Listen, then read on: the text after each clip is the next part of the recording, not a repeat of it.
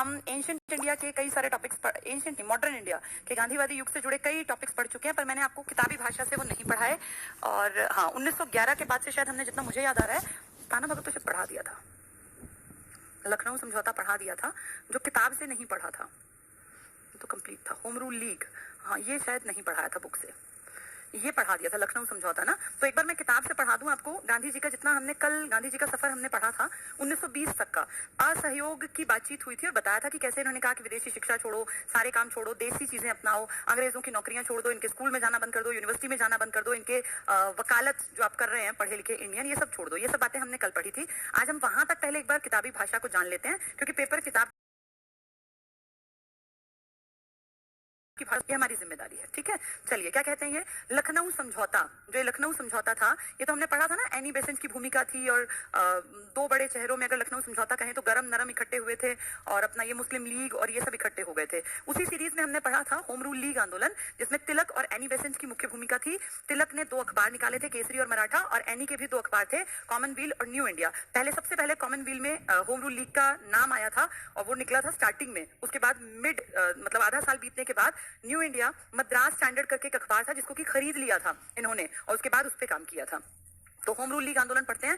भारत में सबसे पहले होम रूल लीग की स्थापना अप्रैल में बाल गंगाधर तिलक ने बेलगांव पूना में की। जोसेफ बैप्टिस्टा, मुझे लग रहा है मैंने ये भी पढ़ा दिया था, फिर भी रीड कर लेते हैं। मराठा केसरी 2 समाचार पत्र थे। सितंबर 16 में एनी बेसेंट ने Akhil Bharatiya home rule league का गठन मद्रास में किया, और जॉर्ज ओरुडेल इस होम रूल लीग के सेक्रेटरी थे। एनी बेसेंट ने कॉमनवेल और न्यू इंडिया समाचार पत्र के माध्यम से इसके विचारों का प्रसार किया। कॉमनवेल में पहली बार होम रूल लीग शब्द आया था। ठीक है, एनी बेसेंट के सहयोगियों में वीपी वाडिया और C P Ramaswamy Iyer, south Indian Madras में अय्यर थे। लीग की सबसे ज्यादा शाखाएं मद्रास में थी, लेकिन ज्यादा सक्रियता बंबई यूपी के, पढ़ा चुकी हूं मैं।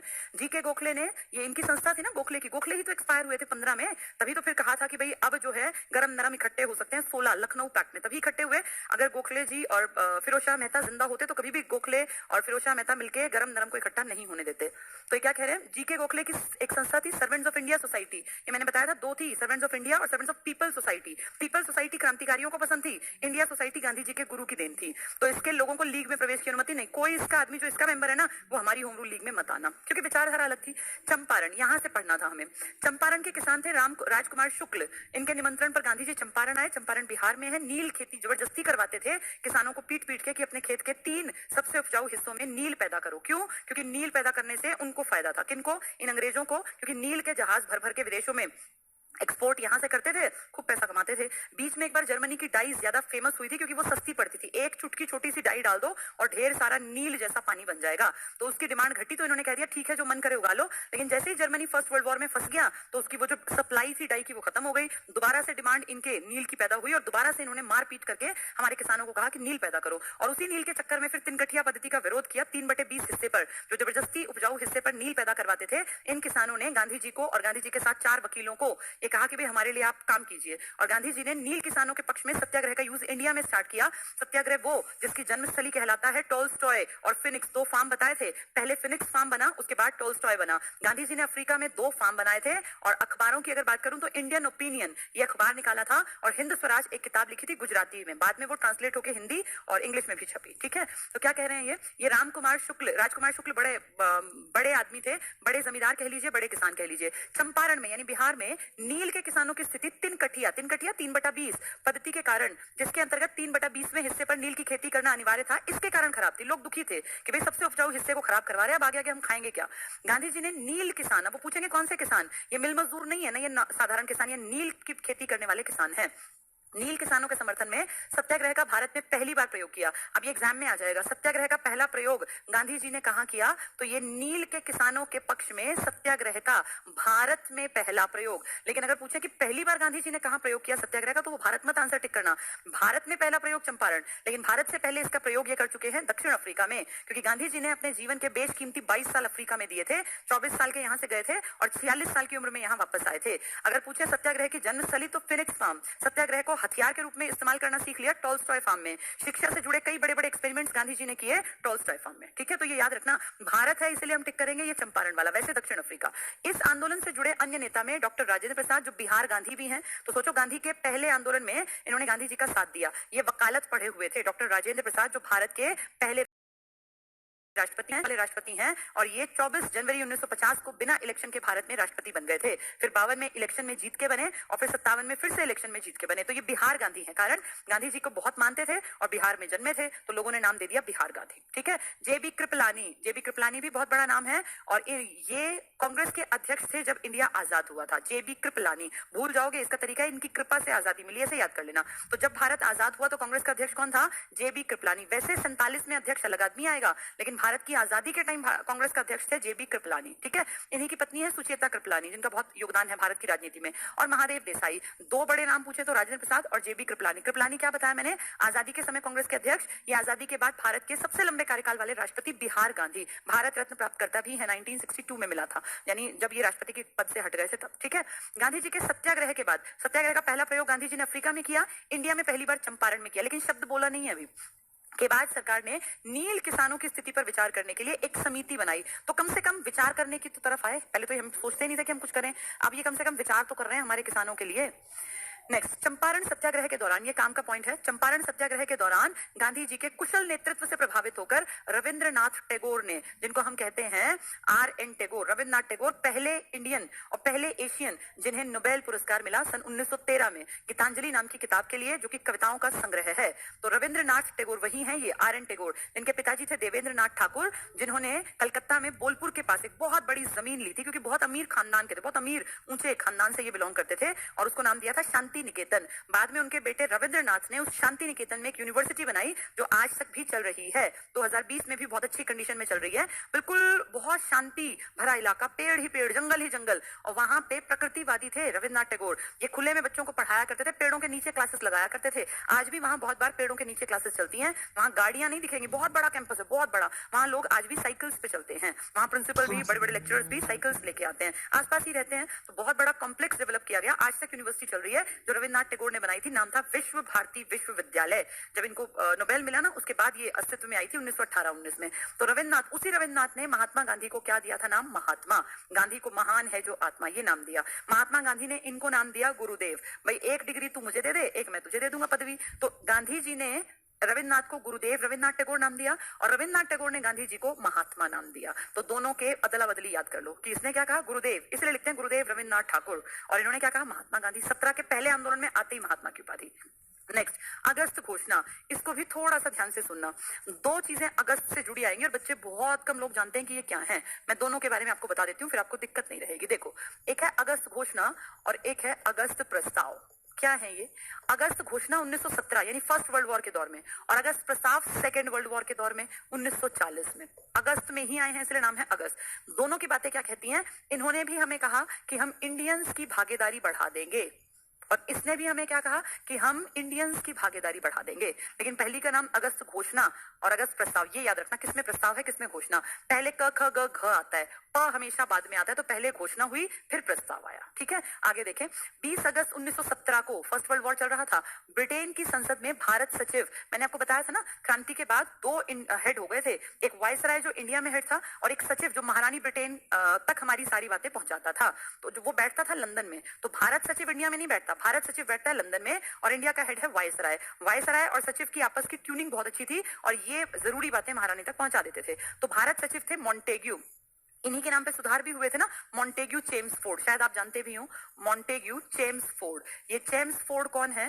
चेम्सफोर्ड है इंडिया में जो वायसराय हैं, और मॉन्टेग्यू कौन है? भारत सचिव। ये दोनों 1919 में सुधार भी लाए थे, जिसमें हिंदू मुस्लिम सिखों के एरियाज डिवाइड कर दिए गए थे। तो मॉन्टेग्यू चेम्सफोर्ड सुधार है, जिसमें हिंदू मुस्लिम सिखों की सीटें अलग कर दी गई। पहले हिंदू मुसलमानों की थी ना 1909 में, मार्ले मिंटो, वो भी दो आदमी थे, मार्ले सचिव था, मिंटो यहाँ का हेड था। ऐसे ही मॉन्टेग्यू सचिव है और चेम्सफोर्ड हमारे यहाँ। तो पहले लंदन वाले का नाम, फिर हमारे वाले का नाम। ठीक है, हम हैं दोनों विदेशी, हमारे का मतलब यहाँ जो बैठता है। तो इसने एक प्रस्ताव प्रस्तुत किया जो अगस्त घोषणा के नाम से जाना जाता है। तो दो चीजें ध्यान रखनी है कि अगस्त प्रस्ताव पहले नहीं आया, पहले अगस्त घोषणा आई। नहीं, पहले अगस्त प्रस्ताव आया, सॉरी, इन्होंने उल्टा लिख दिया क्या? इन्होंने मिक्स कर दिया, ये देखो, अच्छा अच्छा, ये प्रस्ताव को इन्होंने एक्सप्लेन किया, ये रहा घोषणा, ठीक है, गलत नहीं लिखा, वो मैं यहीं तक पढ़ रही थी, आगे लिखा हुआ था। तो पहले घोषणा आई है, घ और प बाद में आएगा। ये सिर्फ इसलिए लिख दिया कि ये जनरल शब्द प्रस्ताव यूज कर रहे हैं, असलियत में इसका नाम है अगस्त घोषणा। 40 में आएगा अगस्त प्रस्ताव, जो लेटेस्ट स्टेज में देखेंगे हम, ठीक है। तो पहली चीज तो ये कि किसने पेश किया, तो ये मॉन्टेग्यू। मॉन्टेग्यू कौन है, भारत सचिव। कहाँ बैठता है वो, लंदन, महारानी ब्रिटेन के अंडर। नेक्स्ट क्या कहते हैं, इस प्रस्ताव के अनुसार, ये प्रस्ताव घोषणा के नाम से है प्रस्ताव। प्रस्ताव होता है सजेशन, इसको लेकर हम कहते हैं अगस्त घोषणा के अनुसार भारत में प्रशासन की हर शाखा में, जो हम ये अंग्रेज कह रहे हैं कि हम प्रशासन करें ना, हर ब्रांच में भारतीयों को अधिक प्रतिनिधित्व प्रदान करने की बात कही गई। तो हमें ये इंप्रेस करने के लिए कह रहे हैं कि हम तुम्हें जो है ना हर एक में प्रतिनिधित्व तुम्हारा बढ़ा देंगे, 4-4 आदमी तुम्हारे भी हर प्रशासन की शाखा में रख लेंगे। तो बेवकूफ बनाने के लिए कर रहे हैं भाई, हमारा देश, तुम कौन हो आदमी रखने वाले, लेकिन ये कह रहे हैं तुम्हारा जो है हम प्रतिनिधित्व बढ़ा देंगे। ये अगस्त प्रस्ताव है। ये फाइल खत्म हो गई है, ये फाइल और नहीं है ना शायद, कौन सी फाइल थी ये, फर्स्ट थी, फर्स्ट की सेकंड होगी ये। चलिए नेक्स्ट देखें, खेड़ा, ठीक है, चंपारण पढ़ लिया हमने, अब हम खेड़ा और पढ़ लेते हैं, फिर आगे बढ़ेंगे। तो इसमें बल्कि खेड़ा ना बुक में उल्टा दिया है, पहले अहमदाबाद है, पढ़ते टाइम सीधा पढ़ेंगे क्योंकि उल्टा पढ़ने से चीजें पेपर में आ जाएंगी, पहले कौन सी बाद में कौन सी। तो इसका ना पहले चंपारण तो याद रहेगा, फिर अ है, फिर ख है, अ आ ई के बाद ही क ख ग शुरू होता है ना, तो पहले अहमदाबाद है फिर खेड़ा। किताब में उल्टा लिख देते हैं, खेड़ा पहले अहमदाबाद बाद में। पेपर में आएगा तो सीधा टिक करना, पहले अहमदाबाद का आंदोलन है मिल मजदूरों का, फिर क्रॉप फेलियर वाला खेड़ा का। तो अहमदाबाद में क्या हुआ 1918 में, 17 में चंपारण, 15 में गांधी आए, 16 में लखनऊ पैक्ट हुआ, 17 में गांधी ने चंपारण में काम करके दिखाया, 18 में अहमदाबाद। मिल मजदूरों और मिल मालिकों, ये लड़ाई जो थी अमीर और गरीब के बीच की थी। तो किस किस की थी ये, मजदूरों की और मालिकों की।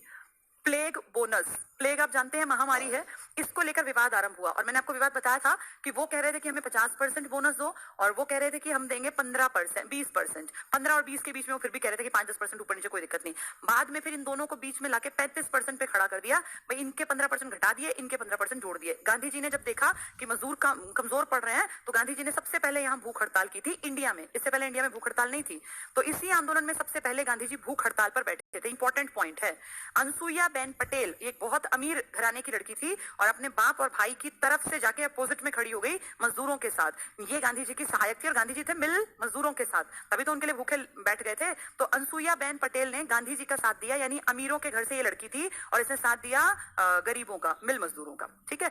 अगला है रॉलेट एक्ट, काला कानून। असली नाम रॉलेट थोड़ी था, ये तो सिडनी रॉलेट नाम के आदमी ने दिया था, और इसका नाम याद करो क्या था, द अनार्किकल, अराजकतावादी एंड रिवोल्यूशनरी क्राइम्स एक्ट। वो रिवोल्यूशनरी को क्रिमिनल मानते थे, वो कहते थे कि ये क्रिमिनल है, जो क्रांतिकारी है ये क्रिमिनल है। कितना गलत तरीका था, कोई भी आदमी क्रांति शौक से नहीं करता। भगत सिंह की आपने मैंने यूट्यूब पे क्लास देखा होगा ना, क्रांति शौक नहीं होता, क्रांति मजबूरी होती है। कोई चाह के क्रांतिकारी नहीं बनता, पर उसको क्रांतिकारी बनना पड़ता है जब वो देखता है कि लोगों का एक्सप्लॉयटेशन हो रहा है और लोग कुछ कह ही नहीं रहे, फिर उसको लड़ना पड़ता है, अपनी जान भी देनी पड़ती है लोगों को जगाने के लिए, लोगों के फायदे के लिए। भगत सिंह ने आजादी थोड़ी देखी, भगत सिंह को क्या फायदा हुआ मर के, लेकिन उसको ये था कि अगर मैं नहीं मरूंगा तो ये शायद जागेंगे नहीं। तो क्रांतिकारी बनना किसी का शौक नहीं होता, और ये उनको दबाने के लिए, खत्म करने के लिए, एक्सप्लॉइट करने के लिए एक नियम बना के ले आए और नाम दिया द अनार्किकल, अनार्किकल अराजकतावादी एंड रिवोल्यूशनरी क्राइम्स एक्ट। क्योंकि वो सिडनी रॉलेट ने दिया, और इतनी टफ अंग्रेजी बोलना उस टाइम इंडियंस को कहाँ आना था, हम कहाँ ये बोलते कि the anarchical and revolutionary crimes act, तो हमने कह दिया ये काला कानून है, ये रॉलेट एक्ट है, क्योंकि रॉलेट ने दिया, सिडनी रॉलेट नाम के आदमी ने, ठीक है। 1919 में ब्रिटिश सरकार ने रॉलेट एक्ट पारित किया, क्योंकि सिडनी रॉलेट ने बनाया, जिसमें प्रावधान था कि बिना किसी प्रमाण के, कोई प्रमाण नहीं है, कोई उनके पास है ही नहीं प्रूफ, संदिग्ध है बस, संदिग्ध कौन होता है जिसपे शक हो, संदिग्ध के खिलाफ कार्यवाही की जा सकती है। तो कितनी बार तो होता है कि पुलिस गलत आदमी को पकड़ लेती है, बाद में छोड़ देती है। यहाँ तो संदिग्ध को पकड़ के कितना ही मारो पीटो, उसको 3rd डिग्री का टॉर्चर दो, उसके घर वालों को मिलने मत दो, वकील से बात मत करो, कहीं पेश मत करो, तो आदमी अपने आप टूट के कह देगा हमें नहीं क्राइम किया, इतना मारा जाएगा, तो वो क्या करेगा। तो ये एक तरीका था ताकि क्रांतिकारियों को जड़ से खत्म कर सके। इसे एक नाम देखो क्या दिया, आतंकवादी। आतंकवादी कैसे हो गए, आतंकवादी आज है आतंकवादी, ट्रेन की ट्रेन जला देते हैं, उड़ा देते हैं बम से। आपने देखी होगी ना वो मूवी, कौन सी है मुझे नाम ध्यान नहीं आ रहा, जिसमें कसाब का पूरा वो दिखाया गया है, वो है आतंकवादी, कि वो देखते ही नहीं कि कौन मर रहा है। जब वो रेलवे स्टेशन पे है तो हर एक को मार डाला उन्होंने, वो जब उसमें गए हॉस्पिटल में तो हर एक को मारने की कोशिश की, ये है आतंकवादी। हमारे क्रांतिकारियों ने कब जनता को मारा, इन्होंने टारगेट बनाया तो या तो मुजफ्फरपुर के उस जज को बनाया, या फिर इसी तरह का एग्जाम्पल सैंडर्स या स्कॉट को बनाया, तो वो तो गलत थे ना, इसलिए मारे। इन्होंने जनता को कब मारा, जनता को नहीं मारा। फिर भी देखो क्या कह रहे हैं, आतंकवादी अपराध अधिनियम, यानी ये जो आतंकवादी, क्रांतिकारियों को कह रहे हैं आतंकवादी, ये अपराधी हैं, इनको रोकने के लिए बना रहे हैं, ये अंग्रेज कह रहे हैं। कहा गया। भारतीय नेताओं ने इसे काला कानून, हमने कहा तो काला कानून है, ये तो जंगल राज हो गया, जिसका जिसको मन करे पकड़ो मारो पीटो, हम कुछ बोल ही नहीं सकते, कुछ कह ही नहीं सकते। 6 अप्रैल 1919 को रॉलेट एक्ट के विरोध में देश भर में हड़ताल की गई। सब हड़ताल पे आ गए कि ये कैसा कानून है, अगर कानून गलत है तो हड़ताल पे आना पड़ेगा ना, कोई ऑप्शन ही नहीं बचा। इस तरह तो करके जैसे किसान देखो, आज किसान विरोधी जो बिल है, अब देखने वालों को सुनने वालों को लग रहा है इसमें क्या दिक्कत है, किसान जहां सबसे महंगा बिके वहां बेच दे। अरे भैया, किसान बेचारा गरीब आदमी होता है, उसके पास इतना नहीं होता कि वो इतना महंगा भाड़ा लगा के कहीं केरला बेचने जाए, अपने गेहूं को उठा के पंजाब से या कर्नाटक बेचने जाए। जब यहाँ की मंडियों में मोल ही नहीं मिलेगा तो आदमी तो मर गया किसान। तो ऐसे काले कानून तब भी आते थे। तो इसके लिए पूरे देश में हड़ताल की गई 6 अप्रैल को। गांधी जी ने इस कानून के विरोध में सत्याग्रह आंदोलन का प्रस्ताव कांग्रेस में पारित करवाया। गांधी ने कहा भाई सत्याग्रह पे आना पड़ेगा, हमें सत्य के लिए आग्रह करना पड़ेगा, क्योंकि ये तो आम आदमी का हक मारा जाएगा। किसी को भी कह देंगे, उठा लेंगे घर से कि आजा तुझे काला कानून के तहत पकड़ लिया तो गया वो आदमी। और पकड़े तो सैफुद्दीन किचलू और सत्यपाल इसी कानून के तहत पकड़े, इसलिए तो हमने फिर वो जलियांवाला में इकट्ठे हुए थे हम लोग, इसीलिए जलियांवाला बाग हत्याकांड है अगला टॉपिक। 1919 रॉलेट एक्ट के विरोध में आयोजित प्रदर्शन, वो प्रदर्शन जो था ना, इतना बड़ा नहीं था जितना नजर आया। नजर इसलिए आया क्योंकि जानवरों का मेला लगा हुआ था, जिसको बंद करवा दिया गया बहुत चालाकी से। 2 बजे ये पता था कि भीड़ इकट्ठी हो जाएगी, जाके उस बाग में, वहां लोग इकट्ठे होते थे, बैठते थे, बड़ा बाग था, 6-7 एकड़ में फैला, तो लोग धीरे धीरे इकट्ठे होते रहे। सब पुलिस जानबूझ के करवा रही थी, क्योंकि ये पता था कि ये निहत्थे लोग हैं, इनको कुछ नहीं पता, और बड़ी भीड़ को हम कह देंगे कि तुमने मार्शल लॉ में इतने लोग कैसे इकट्ठे हुए, फायरिंग करवा देंगे। तो एक डर और दबाव, ये ना जो क्रांतिकारी हैं, ये 2 जगह ज्यादा पनप रहे थे। एक लाहौर में, क्योंकि वहां पे एक बढ़िया कॉलेज था जिसका नाम था नेशनल कॉलेज, जहां सिखाया जाता था कि हक के लिए लड़ो, मरना पड़े मरो, मारना पड़े मारो। ये वही कॉलेज है जहां भगत सिंह स्टूडेंट थे, जहां बाकी बहुत सारे क्रांतिकारी स्टूडेंट थे, जहां के टीचर्स भी ये सिखाते थे कि गलत को गलत कहने से परहेज मत करो, सिर्फ नौकरी के लिए कि इनके तलवे चाटने के लिए मत खड़े हो। एक विचारधारा को जन्म दिया था नेशनल कॉलेज ने, लाहौर में था ये। तो लाहौर में डर था अंग्रेजों को, और दूसरा अमृतसर में लगातार लड़के उभर रहे थे कि वो सरकार को दुखी करने के लिए प्लानिंग्स कर रहे थे, और इन्हीं प्लानिंग्स को कहीं ना कहीं दबाव फील कर रही थी अंग्रेजी सरकार। इसीलिए सिडनी रॉलेट ने ये एक्ट पेश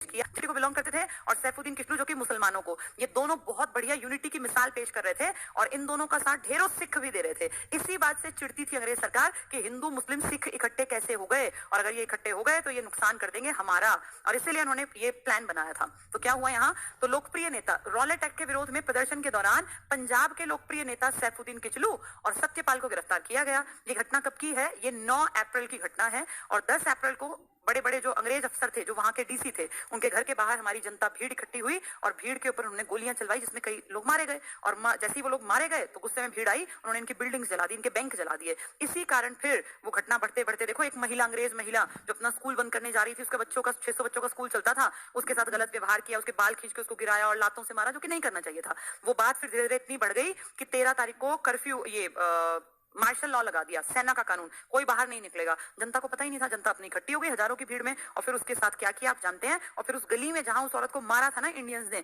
उस गली में रेंग कर चलना कि 1 हफ्ते तक जो जाएगा, चाहे मरता हो मरे, लेकिन रेंग के निकलेगा। कल मैंने आपको उधम सिंह की घटना बताई भी थी। तो ये गिरफ्तार कर लिए थे बड़े लीडर्स। इस गिरफ्तारी के विरोध में 13 अप्रैल बैसाखी के दिन 1919 को अमृतसर के जलियांवाला बाग में एक जनसभा आयोजित की गई, जिस पर जनरल आर डायर ने गोलियां चलवाई। इनमें सैकड़ों लोग मारे गए। सैकड़ों तो झूठ लिखते हैं, हजारों लिखना चाहिए। पर इनकी जो कमेटी थी, हंटर कमेटी, बताया था ना 8 आदमी, 5 तो ये गोरे अंग्रेज और 3 हमारे, और 3 हमारे भी कौन, जिनमें साहबजादा उपाधि लिया हुआ आदमी, तो कहीं ना कहीं तो अंग्रेज उसके भले होंगे ही होंगे। फिर ऐसे ही एक मैंने बताया था आपको एमसी तलवार थे, और एक बताया था जगत नारायण थे सेठ। तो इस तरह के आदमी थोड़ी हमारी भलाई की बात करेंगे, हमारी भलाई की बात करेगा आम आदमी। उस टाइम पर भी, आज भी आप लोगों के हक के लिए कोई भी बहुत अमीर, अंबानी अडानी को क्या मतलब, कोई भी आम आदमी से गरीब आदमी के हक की बात करता है, उसी स्ट्रेटा को जिसने देखा हो, सुना हो, समझा हो, या उससे थोड़ा सा ऊपर हो, लेकिन वो समझता हो कि इनको कितनी दिक्कतें होती हैं। भगत सिंह के पिताजी तो किसान ही थे ना, उसका घर परिवार तो खेती से जुड़ा था, इसलिए भगत सिंह किसानों के, स्टूडेंट्स के, आम आदमी के पक्षधर थे, मजदूरों के। जैसे जो बहुत अमीर खानदान के थे ना, उनको इन लोगों से कोई लेना देना ना तब था ना आज है। तब भी राजसी घरानों में, लेकिन इक्के दुक्के लोग हुए हैं, अनसुईया बेन पटेल टाइप के, जो अमीर थे लेकिन फिर भी गांधी जी के पक्ष में आके खड़े हो गए। पर ऐसे हैं कितने। वायसराय की कार्यकारिणी के सदस्य थे, अब वायसराय मतलब हेड ऑफ इंडियन स्टेट, कार्यकारिणी के सदस्य शंकर नायर, इन्होंने इस हत्याकांड के विरोध में इस्तीफा दे दिया कि भाई ये शर्म की बात है, मैं आपके लिए काम नहीं करूंगा। आपने, बेशक मैं आपकी कार्यकारिणी का मेंबर था, लेकिन मैं अब काम नहीं करूंगा, क्योंकि आपने मेरे देशवासियों के साथ गलत किया। निहत्थे लोगों पे ऐसे अंधाधुंध 5:37 पे गोलियां चलानी शुरू की, और 10 मिनट लगातार मारते गए कि जो मर सकता है मार दो। अपनी तरफ से तो उन्होंने सारी मार दी है ना, ना भाई, अंधाधुंध चलाने का ये मतलब कि सबको मार दो जितने हैं, जो बच गए, जिनका भाई कोई भागते भागते गिर गया, पैर में गोली लगी, कंधे में, उनमें से कुछ बच गए, लेकिन उनको भी मारने का पूरा प्लान था। 8 बजे कर्फ्यू लगाने का क्या मतलब कि डेड बॉडी भी पड़ी रहे, सड़ती रहे। इसके बाद क्या कह रहे हैं, रविन्द्रनाथ ठाकुर ने नाइट की उपाधि, देखो रविन्द्रनाथ भी कह रहे हैं मुझे उपाधि नहीं चाहिए, शंकर नारायण कह रहे हैं मैं आपको इस्तीफा देता हूं, मैं काम नहीं कर सकता अंग्रेजी सरकार के लिए। दीनबंधु ये इनका उपनाम है, उपाधि है। CF एंड्रयूज ये 2 नाम है, एक जैसे लगते हैं पेपर में, मैं दोनों बता देती हूँ। एक नाम है देशबंधु यानी देश का भाई, और एक है दीनों का भाई, गरीबों का भाई। देशबंधु है CR दास, चित्तरंजन दास, ये पेपर में आ जाते हैं। देशबंधु देश का भाई CR दास, और दीनों का भाई अंग्रेज, अजीब बात है ना, दीन, वैसे तो दीन मतलब गरीब, तो ये अंग्रेज है। एंड्रयूज CF एंड्रयूज ने इस हत्याकांड को जानबूझकर की गई क्रूर हत्या, तो इसने कहा कि भैया ये तो जानबूझ के किया गया। ऐसा कैसे इसका दिमाग फिरा, इसको ये बड़ा सूझा कि मैं जाके वहां ऐसे अंधाधुंध गोलियां चलवा दूं, ये प्लान था। तो इसने कहा जानबूझकर की गई क्रूर हत्या है। किसने कहा, ये दीनबंधु ने। नेक्स्ट देखते हैं, इस हत्याकांड की जांच हेतु सरकार ने हंटर समिति बनाई। ये सरकार कौन सी, अंग्रेज सरकार। हंटर जो एक अंग्रेज है, इसका नाम ही हंटर है, उसकी कमेटी बनी जिसके सदस्य थे 8, जिनमें से 5 अंग्रेज और 3 इंडियन। लॉर्ड हंटर इसके नाम पे है, ये नाम नहीं पूछेंगे, सिर्फ पढ़ लो। Mister justice Ruskin, mister Rice, mister George Barrow, sir Tom Smith, ये हमारा सर। सर मतलब उपाधि, उपाधि किसको, खास लोगों को, सबको थोड़ी उपाधि देते थे ये, क्रांतिकारियों को कभी उपाधि नहीं मिली। सर चिमन शीतलवाड़, तो इस आदमी की कितनी चलती होगी जो अंग्रेजों ने इसको सर नाम दे रखा है। साहबजादा उपाधि सुल्तान अहमद, और जगत नारायण इसके नाम के आगे सेठ लगता है, तो तुम समझ जाओ कि सेठ किस तरह के होंगे। अब ये 3 नाम तुम्हें आइडिया दे देंगे कि कितनी अच्छी सच्ची रिपोर्ट लिखी होगी। सेठ, जगत नारायण, साहबजादा और उपाधि, और एक के नाम के आगे सर, तो तीनों कहीं ना कहीं तलवे चाटते होंगे अंग्रेजों के, और दिखावटी कह रही है, देखो इंडियंस को भी ले रहे हैं ना, सच्ची रिपोर्ट बनाएंगे, बेवकूफ बनाने का काम किया। तो 8 आदमी है और झूठी रिपोर्ट लिख दी कि कुछ खास गलत नहीं किया, और वो अपनी देशभक्ति से प्रेरित था। तुम बहुत बढ़िया, तुम्हारी मतलब सब चीजें देशभक्ति है। चलिए, ये हमारी ये तीसरी फाइल थी, ये तो हो गया ना। अच्छा, हमने तीनों फाइलें पढ़ ली, ठीक है, इतना ही पढ़ा था। इससे अगली फाइल है हमारे पास आज, ठीक है, पहले उसको मैं समझा दूंगी, देख लो अगर असहयोग वाली हो तो वो निकल जाए तो कोई नहीं। अभी तो मैं थोड़ा सा बच्चों को पढ़ा दूं पहले, क्योंकि वो डायरेक्ट समझाना ठीक नहीं है। अब हम लोगों ने इतना इतिहास जान लिया, मॉडर्न इंडिया जो कि आज से लगभग 100 साल पुराना इतिहास था। हम लोग गांधी जी की एंट्री 1915 से लेके 1920 तक की कहानियां समझ गए। इस 1920 में कल मैंने आप लोगों को पढ़ाया था कि कैसे गांधी जी ने कहा कि भैया अंग्रेजों का सहयोग करना बंद कर दो, और एक नया आंदोलन चला दिया, असहयोग आंदोलन। ये क्या है, इसमें अंग्रेजों ने हम लोगों को ना बहुत सारी चीजें ऐसे करें कि हम तुम्हारे लिए कर रहे हैं, भाई कॉलेज देखो तुम्हारे लिए चला रहे हैं, स्कूल तुम्हारे लिए चला रहे हैं, ये वकालत जो करते हो तुम इंडियन पढ़े लिखे, तुम्हारे लिए हमने ही तो खोल रखा है सब, यानी तुम हमारी नौकरी करते हो कि भाई हम ऊपर हैं और तुम हमारे अंडर हो। तो इसलिए गांधी ने कहा एक काम करो, ये सब जो सिस्टम चल रहा है ना, मुट्ठी भर अंग्रेज जो इंडिया पे राज कर रहे हैं, इसका कारण हम इनकी हेल्प कर रहे हैं। इनके नौकर हम, इनके पीएन हम, इनके घोड़े हम चलाते हैं, इनकी सेना में हम हैं, इनकी नौकरियां हम करते हैं, इनके इन स्कूलों में हम पढ़ते हैं, सारी चीजें हम ही तो चला रहे हैं। एक काम करो, इनका सारा सहयोग बंद कर दो, असहयोग, नॉन कोऑपरेशन मूवमेंट। और गांधी की बात मान के इस टाइम पे सारे स्टूडेंट्स, जिनमें भगत सिंह जैसे लड़के भी शामिल थे जो 1907 में जन्मे थे, 13 साल का बच्चा, ये सब स्कूल छोड़ के गांधी जी की रैलियों में, गांधी जी की जो ये प्रभात फेरियां ये सब निकलती, इनमें पीछे पीछे सबको लगा कि बहुत बड़ा मसीहा है और इसकी बात मानी जाएगी। और सच में लोगों के मन में पॉजिटिव फीलिंग आई गांधी जी के प्रति कि गांधी है तो सब कुछ हो सकता है, और लोगों ने इन पे इतना विश्वास किया। सोचो, अपने स्कूल छोड़ दिए। अगर आज तुम्हें कोई कहे कि स्कूल छोड़ दो, कॉलेज छोड़ दो, सड़कों पे जाओ, व्यवस्था बदलो, संविधान में बदलाव लाओ, हटा दो इन सरकारों को, तो हम जानते हैं कोई भी स्कूल नहीं छोड़ेगा, कोई भी कॉलेज जाना बंद नहीं करेगा, क्योंकि हमें लगेगा कि भैया सिस्टम से कितने दिन पंगा लोगे, सिस्टम अपने पे आएगा तो आप कुछ नहीं कर सकते। यानी हमारे मन में डर है ना, अपनी सरकार से भी डर रहे हैं। ये विदेशी सरकार थी, लोगों के मन में ये आया होगा कि यार ये तो फालतू की बात है, सरकार जिस दिन आ गई ना गोली बारूद पे तो जनता गायब मिलेगी। लेकिन गांधी जी पर विश्वास करके लोगों ने स्कूल छोड़े, कॉलेज छोड़े, सरकारी नौकरी छोड़ी, सब कुछ छोड़ दिया, और इन सबको छोड़ के जनता सरकार इसके गांधी जी के साथ साथ चल पड़ी। महात्मा गांधी ने जैसा बताया वैसा किया। गांधी जी ने कहा मद्यपान बंद कर दो, शराब मत पियो, आत्मनिर्भर बनो, गांव के गांव अपना विकास करो, हर एक आदमी इंडिपेंडेंट बने, खादी पहनो, हर घर में चरखा चलाओ, अपनी पुरानी संस्कृति को फिर से अपनाओ। गांधी की बातें मान के बहुत बड़े लेवल पे लोगों ने गांधी जी का साथ दिया, बहुत अच्छी बात है। 1920 में इसके ऊपर विचार आया था, और दिसंबर 1920 में इसके ऊपर प्रॉपर तरीके से सिस्टमैटिक काम स्टार्ट किया।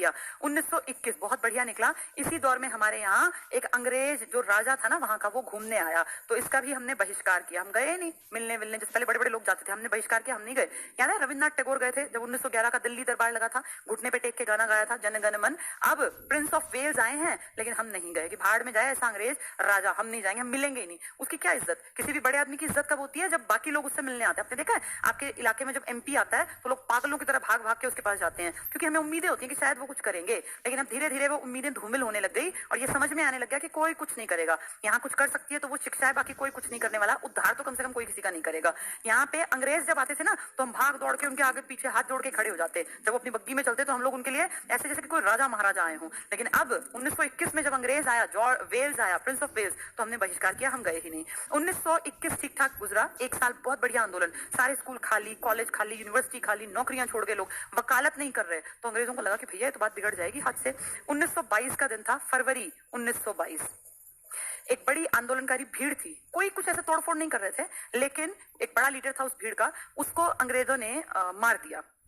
जनता, एक बहुत बड़ी भीड़, उनका एक लीडर, उसको अंग्रेजों ने मार दिया। वो कुछ नहीं कह रहा था, वो कह रहा था कि नशे की दुकानें बंद करो, नशे की दुकानें नहीं चलने देंगे, तुम हमें बिगाड़ रहे हो, तुम हमारी संस्कृति को खत्म कर रहे हो, जानबूझ के हमारे नौजवान लोगों को तुम शराब की गिरफ्त में ले रहे हो ताकि हम सोचने समझने की बुद्धि खो दे। इस बात से अंग्रेज चिढ़े और अंग्रेजों ने उस लीडर को मार दिया। उस लीडर को मारते ही यहाँ पे अंग्रेजों के पीछे पड़ गई वो भीड़, और भीड़ जो है अंग्रेजों की तरफ भागी। ये घटना जो बता रही हूँ, ये चौरी चौरा हत्याकांड है। ये यहाँ क्या हुआ था, चौरी चौरा या चौरा चौरी, इस जगह पे भीड़ जो है पुलिस के पीछे भागी, और पुलिस का जो चौकी थी, तब चौकी को ऐसे पक्की सीमेंटेड और इस तरह की नहीं, छोटी सी पुलिस चौकी, छप्पर टाइप का छोटा सा एक कमरा टाइप डाल रखा था। जैसे भीड़ भागी पुलिस के पीछे, पुलिस भी इंसान है, वो भी डरती है, ज्यादा भीड़ हो तो पुलिस को भी डर लगता है, वो भी तो हमारी जैसे नॉर्मल घरों के लोग होते हैं।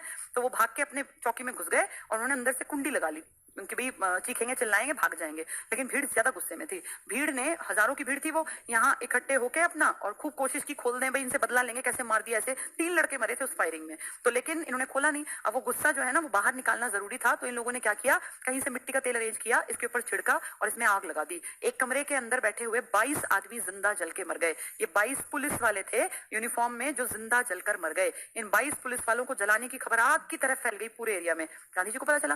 गांधी जी ने कहा, मैंने कुछ बातें कही थी, सच्चाई के साथ खड़े होना, अहिंसा के साथ काम करना और तब सत्याग्रह करना। तुमने मेरी बात एक काट दी, तुमने हिंसा कर दी, तुमने अहिंसा की बात को छोड़ दिया, इसीलिए ये आंदोलन में वापस लेता हूं। और इतना अच्छा चलता चलाता ये आंदोलन, जिसका नाम था असहयोग आंदोलन, जिसमें बच्चे स्कूल छोड़ के बैठ गए थे कि हम अनपढ़ रह लेंगे लेकिन अपने देश को आजाद कराएंगे, आजादी के बाद पढ़ लेंगे। तो सोचो, किसी ने इतना बड़ा प्लान जिसने बनाया, अपनी लाइफ को जिसने दांव पे रख दिया, उस आदमी को कैसा लगा होगा कि असहयोग आंदोलन अब समाप्त हो गया। तो क्या कहें अपने घर जाके कि किस चीज के लिए स्कूल छोड़ा था। बड़े तुम भाषण देते फिरते थे कि गांधी जी ने कहा हम स्कूल नहीं जाएंगे, हम अपने देश की आजादी के बाद स्कूलों में पढ़ेंगे। तो सोचो वो कैसे फेस करे और कैसे उन स्कूलों में जाए अंग्रेजों के में। अब बेइज्जती नहीं होगी उन स्कूलों में जाने में, अब शर्म नहीं आएगी जाके वापस नौकरी पकड़ने में कि आ गए ना अपनी असली औकात पर। सोचो कितने लोगों ने बेइज्जती का वो घूंट पिया, किस कारण, 22 लोग जिंदा जल गए। तो कौन सी आफत आ गई इस देश में। क्रांति में कितने लोग मरे थे, कोई गिनती भी नहीं है। कितने ही लोग जलियांवाला में मारे गए, न जाने कितनी घटनाएं हैं जब हजारों लोग मारे गए। वो शिप याद है, कामागाटा मारू, अंधाधुंध गोलियां चलाई, कितने लोग मार दिए, तब तो कोई कुछ नहीं हुआ देश में। अब 22 लोगों के जिंदा जलने से ये इतना बड़ा आंदोलन, जिसमें जन जन शामिल था, बच्चे, बूढ़े, जवान, किसान, मजदूर, सब शामिल थे। अब ये एक दलील देके कि गलत किया तुमने, हिंसा की, और वापस ले लिया। गुस्सा तो बहुत आया लोगों को, लेकिन करें क्या भाई, गांधी का डिसीजन, गांधी जो चाहे वो कर सकते हैं। कहते हैं इस दौर में ऐसा लगने लगा था कुछ बड़े लीडर्स को कि कोई ऐसा ना हो कि गुस्से में आके गांधी जी का ही मर्डर कर दे। एक डर का माहौल क्रिएट हो गया था और गांधी जी जेल में रहे थे काफी दिन, एक तरह से सिक्योरिटी के पॉइंट ऑफ व्यू से। ऐसा लिखते नहीं है लेकिन ये सच्चाई है कि गांधी जी की जान को भी खतरा था। पता नहीं ना कौन सर फिर एकदम से गुस्से में कि अच्छा बेवकूफ समझता है दुनिया को कि पहले इसने कहा कि आंदोलन करो, हमने आंदोलन किया, स्कूल छोड़े, कॉलेज छोड़े, नौकरियां छोड़ी, हमारे बच्चे भूखे मर रहे हैं 2 सालों से, और अब इसने कह दिया कि नहीं आंदोलन बंद करो। तो फिर अब क्या करें, डायरेक्शन लेस हो गई ना भीड़। तो गांधी जी को पकड़ के और बंद कर दिया गया जेल में। अब कांग्रेस में फूट पड़ी, और अब कांग्रेस की फूट को ध्यान से समझना। ये कांग्रेस जो पहले 1907 में बटी थी नरम गरम में, फिर 16 में इकट्ठी हुई, अब दोबारा बटी। और अब ये किस तरह से बटी है देखो, इसमें कुछ लोग हैं परिवर्तन विरोधी, उन्होंने कहा कुछ परिवर्तन नहीं होगा, जैसे चल रहा था पुराना कांग्रेस का काम वैसे चलेगा। कुछ लोगों ने कहा भैया कांग्रेस अब पुरानी संस्था हो गई, परिवर्तनकारी, परिवर्तन करो, तरीके बदलो, वरना कांग्रेस तो आउटडेटेड हो गई है। कांग्रेस के 2 हिस्से बन गए, अब क्रांतिकारी कांग्रेस से अलग हो गए। ये वही क्रांतिकारी हैं जो पहले गरम दल के लोगों के रूप में सामने थे, लेकिन अब बदल गया टाइम, 7 से और 20 आ गया ना, तो अब जो ताकत पहले लाल बाल पाल के हाथ में थी वो ट्रांसफर हो गई। अब वो यंग क्राउड उसको लीड करेगा। और अब लाल बाल पाल की अगर बात करूं तो तिलक तो आप जानते हैं एक्सपायर हो चुके, जो बिपिन चंद्र पाल हैं वो संन्यास ले चुके, अलग हो चुके, और लाला लाजपत राय भी काफी उम्र दराज हो गए। अब उनमें वो जोश नहीं है कि वो क्रांति करे और कूदे, और इसे बुढ़ापा एक उम्र होती है ना। तो क्रांतिकारी ज्यादातर आप देखिए हमेशा 18, 20, 16, 22, 24 24, 26 इतने तक होते हैं। 50 साल का आदमी क्रांतिकारी नहीं बन सकता, क्योंकि क्रांतिकारियों को तो कभी भी भागना पड़ सकता है, भेष बदलना पड़ेगा, तुरंत से एकदम रातों रात पता नहीं कितना कितना भाग जाए, कहाँ गायब होना पड़ जाए। तो जैसे खुदीराम बोस था, याद है 25 किलोमीटर पैदल चला था, एक रात के अंदर 25 किलोमीटर पैदल चल पड़ा था वो लड़का, नंगे पैर, बिना खाना खाए, बिना पानी पिए। तो वो 50 साल का आदमी थोड़ी चल पड़ेगा, इसलिए क्रांतिकारी यंग होते हैं। लाल बाल जिस उम्र में कम थी उनकी उम्र, तो उन्होंने की क्रांति की कुछ कोशिश। वो क्रांति ऐसा नहीं थी, लेकिन वो उग्रवादी तो कहे थे ना, यानी वो थोड़े तो अलग थे बाकी लोगों से। अब क्रांतिकारी बिल्कुल अलग हो गए इन्होंने, भाई कांग्रेस और हमारा नहीं बनेगा औचित्य। क्रांतिकारी भी दो तरह के हो गए, एक हो गए जो आक्रामक क्रांतिकारी थे कि मारो अंग्रेजों को, इनको जान से मार दो, जहां मौका मिले इनको खत्म कर दो, ये आक्रामक थे, जिसमें कि भगत सिंह जैसे लड़के थे, जिनको ये लगता था कि भैया क्यों इनको, इनके ऊपर दया क्यों करनी, जब इनको शर्म नहीं आती है, हमें इतनी इतनी सजाएं देते हैं, मारते हैं, तो हम क्यों शर्म करें। दूसरे क्रांतिकारी थे राजनीतिक क्रांतिकारी। ये क्या कहते थे, ये इस तरह के पर्चे छापते थे जिससे लोग मोटिवेटेड हों। ये कहते थे यार ऐसी मारपीट मत करो जैसे तुम कर रहे हो, लेकिन लोगों को जगाओ, लोगों के अंदर ये विश्वास जगाओ कि तुम अच्छे हो, तुम बेहतर हो, तुम इन अंग्रेजों से फार बेटर हो और तुम तरीके से काम कर सकते हो। यानी ये मारकाट की बात नहीं करते, लेकिन ये लोगों को जगाने के इच्छुक हैं। ये चाहते हैं लोगों के मन में गुस्सा फूटे, लोग सोचें कि हाँ ये अंग्रेज गलत कर रहे हैं, पर ये कहते थे कि मारो इनको सीधे। तो ये दोनों तो फिर भी एक जैसा काम कर रहे हैं, क्योंकि काम ये कर रहे हैं जगाने का, लेकिन ये दोनों अलग हो गए। अब ये जो परिवर्तन विरोधी है, ये क्या कह रहे हैं, ये कह रहे हैं चरखा चलाओ, पुरानी चीजें, चरखा काटो। ये कह रहे हैं कि गांव के गांव क्या बनो, आत्मनिर्भर बनो, और बुरी आदतें जैसे कि शराब पीना वगैरह बंद कर दो। तो पुरानी चीजें थी ना, इसको एज इट इज चलाओ, जो हमारे काम थे, रचनात्मक काम करो, जैसे कुछ बना दिया, मिट्टी का बेच दिया, खेती क्या, इस टाइप की चीजें करो शांतिपूर्ण तरीके से। ये परिवर्तन के विरोधी थे, जिनमें गांधी जी का बड़ा नाम था। और परिवर्तनकारी कह रहे हैं भैया ये कितने दिन तुम ऐसे काम करोगे, ऐसे मत करो, अंग्रेजों की नौकरी पकड़ो, बड़ी बड़ी पोस्ट जितनी हो सके ना, बड़ी पोस्ट पे इंडियन बैठो, फिर इनको सीधा करो, इनके सिस्टम के अंदर घुस के इनको हिलाओ कि भैया तुम ऐसे कैसे कर सकते हो, तुम हक मांगो अपना और हक के लिए लड़ो, लेकिन ऐसे मत लड़ो जैसे वो लड़ते हैं। वो तो कहते हैं मारो आदमियों को, कहते हैं मारना नहीं हमें, लेकिन हम इनके सिस्टम का अंग बन के इनके खिलाफ काम करेंगे। और यही कारण है कि कांग्रेस में ही एक नया दल बन गया जिसको नाम दिया गया स्वराज दल या स्वराज पार्टी, खुद का राज पार्टी, जिसमें मोतीलाल नेहरू, सीआर दास बड़े लीडर थे। और इन लोगों ने इलेक्शन में हिस्सा लिया और इलेक्शन में जीत के ये लोग पहुंचे विधान परिषद, और वहां इन्होंने कहा अब हम दिखाएंगे कि हमारी क्या पावर है, क्योंकि जब तक हम इनके साथ नहीं बैठेंगे तब तक अपनी बात सुनाएंगे कैसे। इनका क्या कहना था, भैया छोड़ो, जैसा काम पुराना था वैसा करते रहो। इन्होंने कहा इनकी नौकरियों में बड़ी पोस्ट पे पहुंचो, नौकर मत बनो इनके छोटे लेवल के, इतने बड़े बनो, इनके इलेक्शंस में खड़े हो। इन्होंने सीटें तो दे ही रखी थी और इलेक्शंस में जीत के जाओ, अपनी बात को दमदार तरीके से रखो। इन्होंने कहा ये बकवासबाजी है, जितना हो सके इनके मन में डर बैठाओ। इन्होंने कहा कागज पत्री छापो, यानी अब 4 अलग अलग धाराएं काम कर रही हैं, किसी में 10,000 जुड़ गए, किसी में 50,000, किसी में लाख, इस तरह से करके लोग अलग अलग पॉइंट ऑफ व्यू। अभी भी तो ऐसा ही आपका देश, कोई कह रहा है कि क्रांति की जरूरत है, कोई कह रहा है नहीं सिर्फ इस पे ट्विटर अभियान पे काम चलाओ, कोई कह रहा है सड़कों पर उतरना पड़ेगा। जैसे आज विचारधाराएं है ना, सेम ऐसी तब भी विचारधाराएं थी। कोई कहता था लड़ने मरने की जरूरत है, कोई कहता था कागजों से लोगों को लिख लिख के जगा दो, कोई कहता था भैया जैसा चल रहा है चलने दो ना।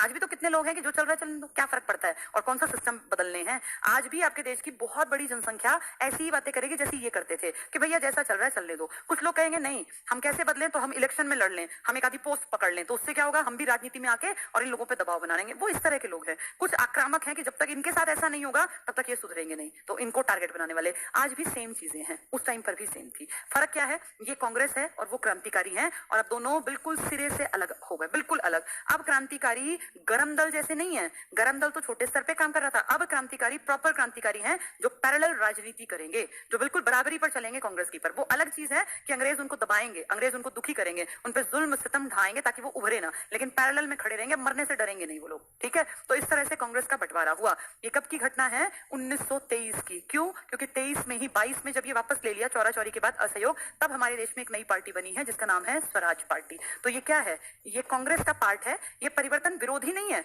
ये परिवर्तन करने वाले हैं। तो इन्होंने कहा हम इलेक्शन में हिस्सा लेंगे और जीते, और इनकी एक अच्छी विजय मानी गई। एक ऐसा भी दौर आया जब लोगों को लगा कि शायद स्वराज पार्टी ही अगली कांग्रेस का रूप ले लेगी, कांग्रेस दबती चली जाएगी, स्वराज उभरती, लेकिन 1925 में सीआर दास की डेथ हो गई, और सीआर दास की डेथ के साथ स्वराज दल, स्वराज पार्टी नीचे शिथिल पड़ गए, वापस से कांग्रेस का रूप उभरा, और फिर गांधी दोबारा से सुपर हीरो की तरह लोगों को दिखाई देने लग गए, ठीक है। पहले इतना पढ़ते हैं। आज वाली फाइल कहाँ है, असहयोग और वो वाली, ठीक है। तो अब हम लोग पहले इतना किताबी भाषा से पढ़ लेते हैं, फिर आगे बढ़ेंगे, क्योंकि गांधी जी की दोबारा एंट्री होगी। उससे पहले इस सब में एक चीज तुम्हें समझ में अगर आई हो तो 1919 और 20 का दौर था हिंदू मुसलमानों की एकता का, लेकिन अब धीरे धीरे फिर से वापस इनके काम धाम अलग अलग होते जाएंगे, क्योंकि जब कांग्रेस में ये लोग आ जाएंगे ना, परिवर्तनवादी और परिवर्तन विरोधी वाले, तब चीजें फिर बदली दिखाई देंगी। ठीक है, अब आ गया खिलाफत। हमने देखो 17 पढ़ा था चंपारण, 18 पढ़ा हमने अहमदाबाद खेड़ा, फिर हमने 19 पढ़ा क्या क्या, रॉलेट एक्ट और जलियांवाला। अब 19 का अगला आ गया खिलाफत आंदोलन। तो सीरीज से चल रही हैं सारी चीजें। क्या हुआ खिलाफत में? खलीफा याद होगा ना आपको, खलीफा। खलीफा कहाँ का मुखिया? तुर्की का। किसने हटा दिया? ब्रिटेन ने हटाया। वो 24 में था, लेकिन उसका असर फर्स्ट वर्ल्ड वॉर में था। इसीलिए इंडिया के मुसलमान भी अंग्रेजों के एंटी हो गए कि ये तो हमें विदेशों में हमारी बेइज्जती करते हैं हमारे हेड की, और यहाँ ये हमारे भले बनते हैं। तो क्या हुआ? प्रथम विश्व युद्ध के बाद वर्साई की संधि, वर्साई एक्चुअली एक जगह का नाम है, वर्साई की संधि ये एक जगह है, और इस जगह खूब बेइज्जती की गई थी जर्मनी की, तुर्की की, ऑस्ट्रिया हंगरी की। संधियां की गई, संधि के नाम पे उनकी बेइज्जती की गई, उनसे खूब पैसा लूटा। किसने? अमेरिका, ब्रिटेन जैसे देशों ने। तो वर्साई की संधि के प्रावधानों के अनुसार तुर्की, जो वर्ल्ड में मुसलमानों का एक तरह से मान लीजिए कि मेन देश था, तुर्की, और यहाँ जो सबसे बड़ा मुखिया था वो खलीफा, पूरी दुनिया के हर मुसलमान का मुखिया खलीफा के पद को समाप्त कर दिया गया, जिसके कारण खिलाफत आंदोलन भड़का। तो भड़क गए कि अच्छा, यहाँ तो इंडिया में तो कहते हैं कि हम तुम्हारी भलाई करेंगे, और तुर्की में हमारे खलीफा को अपदस्थ करते हैं, तो ये झूठे हैं ये अंग्रेज। समझ में आ गया। नेक्स्ट, 17 अक्टूबर 1919 को अखिल भारतीय स्तर पर, अच्छा जब ये भड़का ना तो कितनी अजीब बात है, इंडिया के जिन्ना ने कहा हमें तुमसे कोई मतलब नहीं, लेकिन गांधी बीच में आएगी, नहीं भाई मतलब कैसे नहीं, हमें मतलब है। 17 अक्टूबर 1919 को अखिल भारतीय स्तर पर खिलाफत कमेटी का गठन। 19 में फर्स्ट वर्ल्ड वॉर 18 में रुका, 19 में इंडिया के लेवल पर खिलाफत कमेटी बनी। 1919 में मोहम्मद अली, देखो दो भाई हैं ये अली बंधु, मोहम्मद अली और शौकत अली, ने कहते हैं अली बंधु, गांधी जी के खास आदमी हो गए थे ये, ने अखिल भारतीय खिलाफत कमेटी का गठन किया। अबुल कलाम आजाद ने अपनी पत्रिका, इन्होंने एक मैगजीन निकाली, पत्रिका अल हिलाल, ये इसकी मैगजीन का नाम है, और कॉमरेड। कॉमरेड जो काम करने वाले लोग होते हैं ना किसी भी दल के लिए, जैसे कम्युनिस्ट जो पार्टी होती है, इनमें जितने लोग, उनको कॉमरेड कहा जाता था। तो इन्होंने अपनी पत्रिका निकाली अल हिलाल और कॉमरेड, इसके माध्यम से खिलाफत आंदोलन का प्रचार किया। अब पेपर में मान लो क्वेश्चन आए, निम्न में से किसने खिलाफत आंदोलन में योगदान नहीं दिया? पहला शौकत अली, उसके बाद मोहम्मद अली, तीसरा इसमें लिखते हैं अबुल कलाम आजाद, और चौथा लिखते हैं मोहम्मद अली जिन्ना। तो मैंने क्या बताया, जिन्ना इसके फेवर में नहीं थे, बाकी कई बड़े बड़े मुस्लिम लीडर इसके फेवर में थे। तो दो अली बंधु और अबुल कलाम, इनकी मैगजीन का नाम क्या? अल हिलाल और कॉमरेड, ये मैगजीन का नाम है। ये दोनों भाई अली बंधु। तो इसमें देखो कहीं भी जिन्ना का नाम नहीं आया, क्योंकि पाकिस्तान की डिमांड जिन्ना रखेंगे। ठीक है, ये हुआ। आगे बढ़ते हैं। 1919 में दिल्ली में आयोजित अखिल भारतीय खिलाफत कमेटी के अधिवेशन में गांधी जी ने भाग लिया और अध्यक्ष बने। अजीब बात है, कमेटी मुसलमानों की है लेकिन अध्यक्ष बन गए हैं गांधी जी। ये हिंदू मुस्लिम एकता का परिचय, और इसीलिए गांधी ने कहा अगर खिलाफत आंदोलन का रिजल्ट ठीक नहीं निकला तो मैं उसके साथ अपने आंदोलन को ऐड कर दूंगा असहयोग। और यही कारण था कि स्टूडेंट, टीचर्स, जजेस, वकील सबको ऐड कर दिया ताकि खिलाफत को भी एक मजबूती मिल जाए। ठीक है, इसके बाद आ गया असहयोग 1920 से 22 के बीच में। 1920 में लाला लाजपत राय, अब देखो जरा, जो ये तीन लड़के थे ना 1907 में, अब तो इनकी एज भी बढ़ती जा रही है ना, गरम दल वाले, अब गरम नहीं है ये क्योंकि अब तो ये कांग्रेस में 16 में मिल चुके, लेकिन गरम का इकलौता चेहरा जो कांग्रेस का अध्यक्ष बना। कभी भी बाल गंगाधर तिलक अध्यक्ष नहीं बने जब तक जिंदा रहे, ना ही बिपिन चंद्र पाल बने, ना ही अरविंद घोष बने। फिर कौन बना? ये क्या नाम इनका, लाला जी, लाला लाजपत राय अध्यक्ष बने। तो लाला लाजपत राय की अध्यक्षता में गरम का इकलौता, एकमात्र कह लो या इकलौता जो अध्यक्ष बना। ऐसे क्वेश्चन आ जाते हैं, कहते हैं लाल बाल पाल, अरविंद घोष, इनमें से कौन ऐसा है जिसको कांग्रेस ने अपना अध्यक्ष भी बनाया? तो लाला जी इकलौते हैं गरम में, बाकी कोई गरम में नहीं बना। तो लाला लाजपत राय की अध्यक्षता में हुए कलकत्ता, यही पढ़े लिखे लोगों का गढ़ था, अधिवेशन में असहयोग आंदोलन का प्रस्ताव पारित किया गया। और कांग्रेस का एक और अधिवेशन हुआ नागपुर में, इसमें इसकी पुष्टि कर दी कि हाँ चलेगा। तो दो जगह अधिवेशन हुआ, एक कलकत्ता में, एक नागपुर में। कलकत्ता के अध्यक्ष कौन है? लाला जी, ये रहे। ठीक है, इसके बाद पुष्टि कहाँ हुई है? नागपुर में। तो अगर पूछे असहयोग आंदोलन से जुड़े दो कांग्रेस के जो ये मेन बैठक हुई, सत्र हुए, कहाँ हुए? तो कलकत्ता में, पहले उसके बारे में बातचीत की गई, पुष्टि कर दी गई नागपुर में। अध्यक्ष कौन था कलकत्ता का? लाला। भाई क्लास में ना तुम लोगों ने माहौल खराब कर दिया है, कुछ बच्चों ने अभी मुझे बता रहे हैं कि क्लास में कुछ बच्चे बातें करने में लगे हुए हैं। सुबह का आपका पूरा लेक्चर खराब हुआ, आपका टाइम खराब हुआ, आपको समझ नहीं आ रही। ये जो इस तरह के लोग हैं, तो तुम लोग भाई कहाँ किस रास्ते पे हो ये देख लेना, कि फिर ऐसा ना हो तुम्हारा टाइम बर्बाद होके तुम खुद बर्बाद हो जाओ। ये टाइम कीमती होता है, किसी का कुछ नहीं बिगड़ना, तुम एक इंडिविजुअल का नुकसान होना है अपने पार्ट पर। क्योंकि देखो ये जितने लोग यहाँ पे हैं, तुम में से कोई किसी को ना पैसा देने जाएगा ना उसका जीवन सुधारने जाएगा। जिसका जीवन नहीं बना उसको खुद भुगतना है, उसको, उसकी पत्नी को, उसके बच्चों को पूरा लाइफ दुखी रहना है, या उसके पेरेंट्स को, भाई बहनों पर भी कोई असर नहीं आता। सबका जीवन इंडिविजुअल है, कोई भी आदमी किसी भी दूसरे आदमी को प्रभावित नहीं करता। अच्छी बात है, क्योंकि वो नुकसान में करे तो अपना अपना नुकसान करे ना। अब जो यहाँ नहीं पढ़ रहे हैं ये इंडिविजुअल आप आपका एक एक का नुकसान हो रहा है। आपके माँ बाप का, आपके भाई बहनों का, आपके रिश्तेदारों का, आपके दोस्तों का, किसी का कुछ नहीं बिगड़ना, ना कुछ सुधरना। नौकरी लगेगी तो तुम्हारा जीवन बदलेगा। एक एक आदमी का जो अपने आप से प्यार करते हैं वो पहले ये कोशिश करें कि अपना जीवन बेहतर बनाए। तुम्हारा आज मैथ्स का लेक्चर खराब हो गया, तुम लोगों को अभी भी अगर ये समझ में नहीं आ रहा कि तुमने क्या खोया तो फिर नौकरी नहीं मिलेगी। नौकरी उसको मिलेगी जिसको पता है कि दिन की कीमत है, एक एक सेकंड की कीमत है। कल 5 लड़कों का ग्रुप आया हुआ था यहाँ, जो बता रहे थे हम 9 थे, 9 के 9 लग गए। उन 9 में से 5 बहुत दिन बाद इकट्ठे हुए। एक तो उनसे सीनियर थे, वो पहले ही लग गए थे, तो उनमें से 2-3 नहीं आ पाए थे। ये 5 लड़कों का ग्रुप इन्होंने रह के पढ़ा करते थे। हम टाइम बिल्कुल खराब नहीं करते थे। पीजी में रहते थे, रोहतक में सारे लग गए, अलग अलग डिपार्टमेंट में। तो साल प्लस हो गया लगे हुए, लेकिन आने का मौका इकट्ठे आना था। उनको था कि हम एक एक करके जाएंगे तो मजा नहीं आएगा, इकट्ठे जाएंगे। कल 2-2.5 घंटे बैठे वो। हमें भी बहुत खुशी हुई कि पूरा ग्रुप पढ़ता था, पूरा लग गया, क्योंकि वो पूरे मेहनत करते थे। उनके मन में ये नहीं था कि ये ना लगे, ये था कि हमें पूरे ग्रुप को अपना रिजल्ट देना है और सारे इकट्ठे होकर जाएंगे मैम और सर से मिलने। ये जो इस तरह के लोग होते हैं ना, ये मेहनत करते हैं सही दिशा में। और कुछ मूर्ख ऐसे हैं जो इस टाइम को गवा रहे हैं। सुबह का 1-1.5 घंटा तुमने गवा दिया, अब फिर भी बता रहे हैं मुझे कि आपस में लड़ रहे हैं। तो ये इस चीज को देखो, ये बाद में दोबारा नहीं आनी, ये मौका दोबारा नहीं मिलना। पेपर अब जब आएगा ना, तब देखना इसमें से कुछ लोग रोते हुए, कुछ हंसते हुए आएंगे। ये डिफरेंस इसी बात का होता है, इस टाइम की कीमत कौन समझ गया। जो मूर्ख है उनको समझाने से भी नहीं समझते, और जो समझदार है वो इशारे को पकड़ लेते हैं। अब तुमने सुबह का जो लेक्चर गवाया है ना, उससे किसी के जीवन पे असर नहीं आना सिवाय तुम्हारे। तब ये जीवन अच्छा और बुरा तुम्हारी खुद की रिस्पॉन्सिबिलिटी। टीचर तो रास्ता दिखाएगा, चलना उसको, जिसको मन करे अच्छा बनाने का वो चलो, जिसका मन करे मत चलो। अब उस बैच में जिसमें वो 8-9 लड़के लगे, उसमें उनके पीछे लाइन में बैठे हुए थोड़ी लग गए, या लग गए होंगे तो उन्होंने हमें नहीं बताया, हो सकता है लग भी गए हो। उन 8 के लगने से उन 8 का जीवन प्रभावित हुआ, बस, बाकी किसी पे असर नहीं। हमें क्या मिला या उनके पेरेंट्स को क्या मिला, कुछ नहीं। उनकी लाइफ अच्छी बनी, हम भी खुश हैं, हम खुशी में उनके साथ हैं, उनके पेरेंट्स, उनके यार दोस्त। लेकिन कमाई तो वो अपने पास ही रखेगा ना आदमी, कोई दूसरे को तो नहीं देता ना। आप कामयाब होंगे तो आपके जीवन में प्रभाव आएगा, बाकी आपसे जुड़े लोग तो सिर्फ खुश हो सकते हैं, और वो इसलिए खुश हो सकते हैं कि चलो आपका जीवन अच्छा बन गया। जब आपका जीवन बर्बाद होता है ना, तब भी दूसरे लोग सिर्फ दुखी 1-2 दिन के लिए होते हैं कि ओहो बेचारा रह गया, ओहो बेचारी का नंबर नहीं हुआ। भगवान ना करे, लेकिन कोई दिक्कत आ जाए, कोई मुसीबत आ जाए, किसी लड़की के हस्बैंड एक्सपायर हो जाए, घर में कमाई का साधन ना हो तो कहां जाए, किसी लड़के के ऊपर दिक्कत आ जाए, कुछ भी दिक्कत आ सकती है। पता नहीं, लाइफ बहुत लंबी है। पैसा आपको कम से कम एक पार्ट पे स्टैंड करने लायक छोड़ बना देता है कि भाई आपको ये ना हो कि हाथ फैलाने पड़े। कितनी बेइज्जती की बात होती है किसी के सामने हाथ फैलाना। अब तुम्हें टाइम मिला है, पढ़ लिख के इसको यूटिलाइज कर लो, नहीं तो पूरा जीवन हाथ फैलाने पड़ेंगे। अब जिनको नहीं समझ में आएगा उनको कोई कुछ कर ही नहीं सकता, भगवान भी। चलिए, तो क्या कह रहे हैं, ये 2 हो गए। ये कौन कौन से हुए, पहले पूछे गरम में से कौन बना, तो लालाजी बने। 1920 के कहा, कलकत्ता में। पुष्टि कहां हुई, नागपुर में। ठीक है, अब ये क्या कह रहे हैं आगे देखो। असहयोग आंदोलन का प्रस्ताव, ये वाला पॉइंट है ना, प्रस्ताव, हाँ, गांधी जी ने तैयार किया। तो सारा भी क्या कुछ करना है, कैसे कैसे करेंगे, सब कुछ गांधी जी ने बनाया।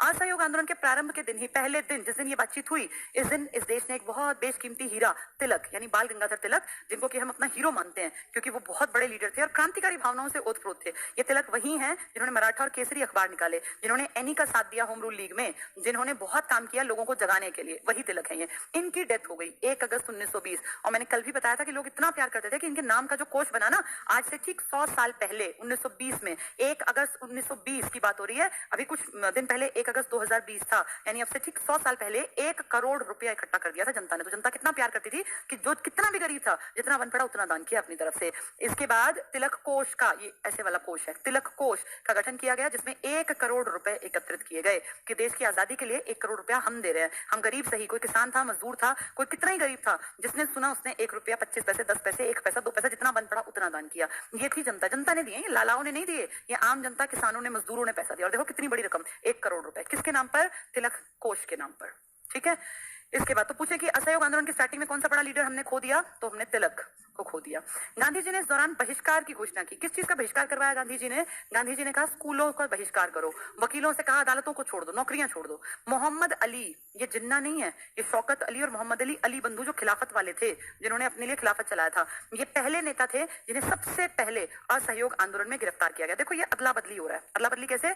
गांधी जी ने कहा कि मैं मुसलमानों के खिलाफत में साथ हूं, तो उन्होंने कहा गांधी जी आप हमारे अध्यक्ष हैं कमेटी के। कितनी बड़ी बात है। दूसरी तरफ जाएं, खिलाफत आंदोलन से अलग असहयोग में जो सबसे पहले गिरफ्तारी दी वो एक मुसलमान लीडर ने दी। कौन थे वो? मोहम्मद अली। तो असहयोग तो कहने के लिए भाई एक मोटी बात देखे तो गांधी चला रहे हैं, और मेनली उसमें इंडिया की जनता हिंदू है, लेकिन मुस्लिम भी है बहुत सारे। ये पहला, तो ये देखो कितनी अच्छी बात है, हिंदू मुस्लिम एकता का परिचय है ये। वहां गांधी जी को वो अपना लीडर बना रहे हैं, और यहाँ ये सबसे पहला जिसको की पकड़ा गया। ठीक है, तो पहली गिरफ्तारी किसकी है? मोहम्मद अली। ये जिन्ना नहीं है, अली बंधु है ये।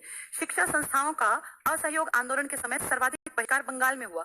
सबसे ज्यादा जो हमने स्कूल कॉलेज छोड़े वो बंगाल में क्यों छोड़े? क्योंकि सबसे ज्यादा पढ़े लिखे लोग यहाँ थे। भाई जो राजधानी होती है वहीं पढ़े लिखे होते हैं। कहने को राजधानी दिल्ली 12 में आ गई, लेकिन ये थोड़ी कि 12 में एकदम से दिल्ली राजधानी जैसी बन गई। टाइम लगा ना उसको बनने में, वहां यूनिवर्सिटी कॉलेज बनने में। पहले सबसे ज्यादा पढ़े लिखे लोग बंगाल। राष्ट्रीय चेतना का सबसे पहला जन्म भी बंगाल में, क्रांति भी सबसे पहले बंगाल में स्टार्ट हुई थी। तो सबसे ज्यादा जो बहिष्कार किया बच्चों ने स्कूल कॉलेज छोड़े बंगाल में छोड़े, गांधी के पीछे भक्त बन गए। गांधी जी ने एक बहुत बड़ी उपाधि लौटाई, केसर ए हिंद। किताबें ये बहुत बढ़ा चढ़ा के लिखती हैं कि गांधी जी ने केसर हिंद की उपाधि लौटा दी, लेकिन किताबें ये नहीं बताती कि गांधी जी को केसर हिंद किसने कहा और क्यों कहा। तो ये भी पता हो, वैसे पूछते नहीं है। केसर हिंद गांधी जी को अंग्रेजों ने दिया, बड़ी उपाधि क्यों दी? क्योंकि गांधी जी ने अंग्रेजों की सेना में लड़ने और मरने के लिए भारतीय लड़के भिजवाए। भारतीय जो ये थे ना नौजवान, इनको गांधी जी ने कहा कि तुम जाके लड़ो अंग्रेजों की सेना में, मरना पड़े मरो इनके लिए। अब गांधी जी इंडियन लड़कों को भिजवा रहे हैं मरने के लिए। किन के लिए लड़ना मरना है? अंग्रेजों। हमारा तो लेना देना है ही नहीं भैया, लड़ो मरो, तुम लड़ो मरो, हमारा क्या मतलब फर्स्ट वर्ल्ड वॉर से? कौन हमें पूछ रहा है और कौन आके यहाँ बम गिरा रहा है? हम तो थे ही नहीं। जबरदस्ती इनकी वजह से हमें फर्स्ट वर्ल्ड वॉर में भेजा और हमारे बड़े लीडर ने कहा कि हाँ ठीक है जाओ इनके लिए लड़ो, क्योंकि ये कुछ ना कुछ भला करेंगे। फिर देखा कुछ भला नहीं किया, मरे हमारे पंजाब के लड़के, यूपी के, महाराष्ट्र के, राजस्थान के, कहां कहां से सेना नहीं गई। इन्होंने कहा गांधी तो बड़ा अच्छा आदमी है। कुछ लोगों ने कहा था कि गांधी जो है ना अच्छा काम नहीं कर रहे और ये अंग्रेजों के सार्जेंट है। सार्जेंट एक पोस्ट होती है, अभी भी है एयरफोर्स में सर्जेंट एक पोस्ट है। तब उन्होंने कहा था अंग्रेजों का सर्जेंट है, ये भर्ती करवा रहा है अंग्रेजों की सेना में इंडियन लड़कों की मरने के लिए। क्या मिलेगा गांधी को? कुछ लोग गांधी के एंटी थे, लेकिन अंग्रेजों ने गांधी को कहा वाह भाई बहुत बढ़िया काम किया और इसलिए हम आपको केसरे हिंद की उपाधि देते हैं। आते ही गांधी 1915 में ही आए थे ना, आते ही गांधी ने कुछ भी नहीं किया, 17 में चलाया चंपारण। फिर किस चीज के नाम की उपाधि मिल गई? क्योंकि इन्होंने अंग्रेजी सेना में इंडियन लड़कों को मरने के लिए, लड़ने के लिए भर्ती करने का रास्ता दिखा दिया। तो अंग्रेजों ने खुश होकर उपाधि दी। इसीलिए किताबें ये नहीं बताती कि उपाधि दी क्यों थी, ये लिख देती है बड़ा बनाने के लिए कि देखो इसलिए गांधी जी को बड़ा मान लिया जाता है कि उन्होंने उपाधि लौटा दी। उपाधि लौटा दी भी तो गई होगी ना, तो क्यों दी गई वो तुम समझ गए हो अब। तो केसरे हिंद की उपाधि गांधी जी ने कब लौटाई है? जब असहयोग चलाया कि हम सहयोग नहीं करेंगे। नेक्स्ट 17 नवंबर 1921 को बताया मैंने आपको, प्रिंस ऑफ वेल्स आया। आगमन पर देश में सार्वजनिक हड़ताल की। हम नहीं गए उसके उसमें स्वागत में। जब पहले हम स्वागत करते थे ना दिल्ली दरबार में, हमारे बड़े बड़े नेता जा रहे हैं और फूल दे रहे हैं और घुटनों पे बैठ के गाने गा रहे हैं। अब हम इसको हड़ताल करेंगे कि क्यों आया ये। 21 में हमने कुछ नहीं किया, 11 में 10 साल पहले तो हमने स्वागत किया, लेकिन अब हमने कुछ नहीं किया। 5 फरवरी 1922 को चौरा चौरी, ये जगह का नाम है चौरा चौरी। चौरा चौरी में आंदोलनकारियों द्वारा पुलिस स्टेशन को जलाए जाने के बाद गांधी जी ने असहयोग आंदोलन स्थगित करने की घोषणा कर दी। क्या बोले गांधी जी? तुमने हिंसा कर दी और हिंसा के मैं सख्त खिलाफ हूं, इसलिए ये आंदोलन बंद करता हूं। अब उन स्टूडेंट्स, उन आदमियों का क्या करें जो नौकरी छोड़ाए थे? वो किस मुंह से जाएं कि हमें दोबारा नौकरी पे रख लो? लोग हंसेंगे, हो सकता है मारपीट करें, उनका बुरा व्यवहार करें, मजाक उड़ाए, रोज उनको खींचे कि हाँ बड़ा चला था गांधी भक्त बनने। सोचो उन्होंने कितनी बेइज्जती सही, कितना गुस्सा लोगों के मन में फूटा होगा गांधी के प्रति जब उन्होंने क्या बंद करवा दिया? असहयोग आंदोलन। और लॉजिक क्या दिया कि भैया 22 आदमी जिंदा जला दिए। तो ये तो इस देश के लिए बहुत बड़ी बात नहीं थी, यहाँ तो रोज हजारों लाखों लोग मर जाते थे। 22 आदमियों का तो बस एक दिखावटी टाइप का काम था। अगला है स्वराज पार्टी, नई पार्टी आ गई। कांग्रेस में दोबारा से बंटवारा हुआ, लेकिन कांग्रेस देखने में एक ही रही। गरम नरम तो बिल्कुल अलग थे ना, ये एक पार्ट पे काम करते रहे। हम सब कांग्रेस में काम कर रहे हैं, लेकिन तुम लोग जो रचनात्मक कार्य करते रहो बेशक, हम लोग तो हिस्सा लेंगे इलेक्शंस में, हम पावर में जाएंगे और तब विरोध करेंगे। ये स्वराज पार्टी थी। स्वराज दल 1923, ये बहुत बार क्वेश्चन आता है। असहयोग आंदोलन के स्थगित होने के बाद मोतीलाल नेहरू, CR दास, चित्तरंजन दास जो क्या कहलाते थे? देशबंधु, और NC केलकर ने इलाहाबाद में, यूपी में 1923 में स्वराज पार्टी का गठन किया। स्वराज पार्टी ने 23 में हुए विधान परिषद चुनावों में, तो यानी उनकी बराबरी में बैठेंगे, भाग लिया और अच्छी सफलता प्राप्त की। तो इन्होंने कांग्रेस में रहते हुए विचारधारा अलग बना ली। कांग्रेस की छत के नीचे हैं, लेकिन कुछ तो कर रहे हैं रचनात्मक कार्य, मोमबत्ती बनाने का और अपने मद्यपान नहीं करने का, आत्मनिर्भर बनने का, गाँव में काम करने का, रचनात्मक काम करने का। ये कह रहे हैं भैया इन सबसे कुछ नहीं होगा, अंग्रेज बह रहे हैं तो थोड़ा सा बम भी नहीं धमकाने के, बमों का वो जरूरत नहीं है, लेकिन उनकी बराबरी पे आओ, अपनी बात उनके सामने रखो, उनके सीट पे सामने बैठ के। तो विधान परिषद अच्छी जगह मानी गई। तो इन्होंने क्या किया? विधान परिषद चुनाव में हिस्सा लिया और सफलता प्राप्त की। ये परिवर्तनकारी हैं कांग्रेस के, और जो वो मोमबत्ती बना रहे हैं और वो अपने इस तरह के काम कर रहे हैं, वो परिवर्तन विरोधी हैं दोनों कांग्रेस के, लेकिन कांग्रेस में से ही बन गई है स्वराज पार्टी। ये 2 ही साल चल पाई क्योंकि फिर CR दास एक्सपायर हो गए। नेक्स्ट देखो, 1925 में विट्ठल भाई पटेल का सेंट्रल लेजिस्लेटिव असेंबली का अध्यक्ष चुना जाना। तो सोचो इनका एक आदमी जो परिवर्तन के पक्ष में है, इनका एक आदमी अध्यक्ष चुना गया। स्वराजियों की एक महत्वपूर्ण उपलब्धि थी, इन्होंने एक बड़ी अचीवमेंट हासिल की कि इनका एक आदमी अध्यक्ष बन गया। ठीक है, ये 1923 तक का टॉपिक हमने पूरा पढ़ लिया। अब इसके बाद अच्छा, टाइम भी वो कह रहे हैं हो गया है। चलिए, स्वराज पार्टी तक हमने आज जान लिया। अब आगे हम पढ़ेंगे 1924 में जब गांधी कांग्रेस के अध्यक्ष बनेंगे, फिर 25 में जब एक महिला कांग्रेस की अध्यक्षा बनेगी, पहली बार इंडियन लेडी बनी, तो पहले भी है लेकिन वो आयरलैंड की थी, और फिर कैसे 27 में साइमन कमीशन आएगा, फिर 28 में वो इंडिया पहुंचेगा, फरवरी में उसका विरोध होगा, और फिर कैसे कैसे लाला लाजपत राय की मृत्यु, और फिर उसका बदला लेंगे हमारे क्रांतिकारी बंधु, और उसी दौर में कांग्रेस फिर से स्वराज के ऊपर काम करेगी, पूर्ण स्वराज के ऊपर, और फिर गांधी चलाएंगे एक बहुत बड़ा आंदोलन जिसको सविनय अवज्ञा आंदोलन नाम दिया जाएगा। तो ये जो इतिहास आगे बढ़ेगा, अब एक सीरीज में चीजें चल रही हैं और इनको तुम्हें समझते चलना है। उम्मीद करती हूँ ये टॉपिक यहाँ तक आपकी समझ में आ गया होगा। ये सारी पीडीएफ लगी मिलेंगी, इनको 2-3 बार पढ़ लेना। अरिहंत है तो उससे पढ़ लो, कोई लूसेंट है तो उससे पढ़ लो, किसी भी किताब से पढ़ लो, चीजें थोड़ी बदलती हैं। ये तो आपको बस समझ में आ जाए बात, फिर आप कहीं से भी पढ़ेंगे, आप इस हिस्ट्री को किसी भी किताब से पढ़ेंगे, आपको सारी चीजें सेम मिलेंगी, क्योंकि बातें नहीं बदलती। जो हुआ था घटित वो तो बताया जाएगा, बस ये आपको याद रखना है कि कब कौन सी घटना कैसे घटी, किसके कारण क्या चीज आई। जैसे स्वराज पार्टी है, रटना नहीं है, कांग्रेस की आंतरिक फूट है, क्योंकि गांधी जी के उस आंदोलन को वापस लेने के बाद कुछ लोगों ने कहा कि हमें पावर में आके काम करना पड़ेगा, कुछ ने कहा नहीं पुराने ढर्रे को हम चलाते रहेंगे, तो इसके 2 दल बने। कांग्रेस से बिल्कुल अलग हो गए क्रांतिकारी, वो भी 2 तरीके से काम कर रहे हैं, एक राजनीतिक विचारक हैं और एक है आक्रामक, जो लड़ेंगे मरेंगे और बदला लेंगे, इस तरह के लोग। ठीक है, चलिए कल हम लोग कांग्रेस के पैरेलल अगर कल टाइम मिला तो मैं क्रांतिकारियों के बारे में, कांग्रेस के बारे में इकट्ठे बता दूंगी। Thank you.